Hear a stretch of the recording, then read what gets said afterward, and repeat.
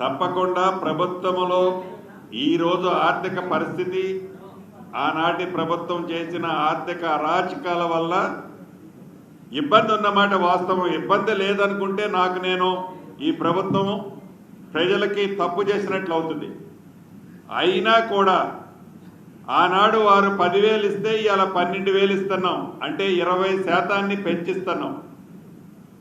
వారిలాగా ఇచ్చేది దుర్వినియోగం కాకుండా సద్వినియోగం అయ్యేటట్టు ఆనాడు వారు ఇచ్చిన రైతు బంధువు కానీ ఈనాడు మేము ఇచ్చే రైతు భరోసా కానీ ఎవరైతే పంట వేసే రైతన్నకి ఒక భరోసా కల్పించే కార్యక్రమంలో భాగంగా ఇస్తున్నాం. ఈ 12,000 రూపాయలు ఆర్థిక పరిస్థితి మెరుగుపడ్డ తర్వాత అన్న అంశాలలో ఏ ఒక్క అంశంలో కూడా ఈ ఇందిరమ్మ ప్రభుత్వం వెనక్కైతే పోదు.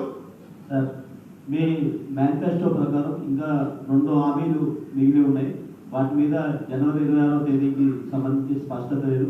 ముఖ్యంగా మహిళలకు సంబంధించిన 4,500 రూపాయలు, అలాగే విద్యార్థులకు సంబంధించి మోటార్ బైక్, అలాగే తులం బంగారం సంబంధించి మీ ఎన్నికల హామీ, మీ కాంగ్రెస్ పార్టీ ఇచ్చిన హామీకి సంబంధించి స్పష్టత ఈ జనవరి 26వ తేదీకి వచ్చే అవకాశం ఉందా? ఈ 26వ తారీఖు అయితే రాదు, కానీ విడతల వారీగా ప్రతి కార్యక్రమాన్ని చెప్పిన ప్రతి మాటని ఇందిరమ్మ ప్రభుత్వంలో కట్టుబడి చేసేది ముమ్మాటికి నిజం. అది కొద్దిగా ఆర్థికంగా రాష్ట్రంలో వడదొడుగులున్న కారణంగా, ఇబ్బందులున్న కారణంగా డిలే అవుతున్నమాట నిజం. అది రాష్ట్ర ప్రజలకి మనస్ఫూర్తిగా ఇందిరమ్మ ప్రభుత్వ పక్షాన నేను వివరించుకుంటున్నాను, తెలియజేసుకుంటున్నాను.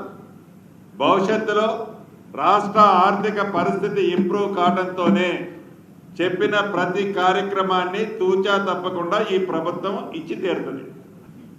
ఈ 15వ తారీఖు లోపు ప్రతి ఉమ్మడి జిల్లా ఇన్ఛార్జి మంత్రి గారు ఎవరైతే ఉన్నారో, ఇన్ఛార్జి మంత్రి గారు ఆ పాత జిల్లాకు సంబంధించిన ప్రజాప్రతినిధులతో, కలెక్టర్లతో, ఉన్నతాధికారులతో సమావేశం చేయడం జరుగుతుంది.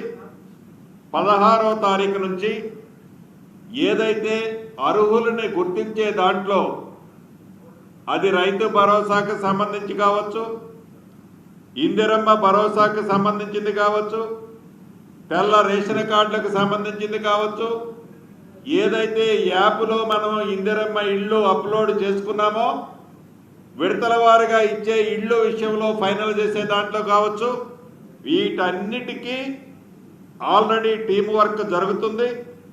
రేపు సాయంత్రం నేను వరంగల్ ఇన్ఛార్జి మంత్రిగా రేపు సాయంత్రం 3 గంటలకు వరంగల్ జిల్లాకు సంబంధించిన మీటింగ్ పెట్టుకుంటున్నాను.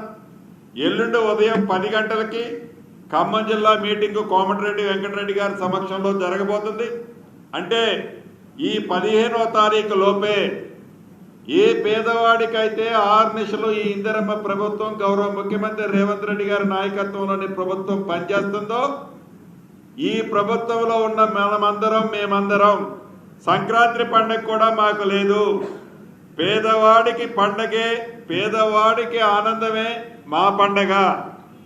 అందుకని ఫుల్ టైం 24/7 ఈ ప్రభుత్వంలో ఉన్న మేమందరం పని చేయాలని నిర్ణయించుకున్నాం. దానికంటే ఆనందం ఇంకొకటి లేనే లేదు.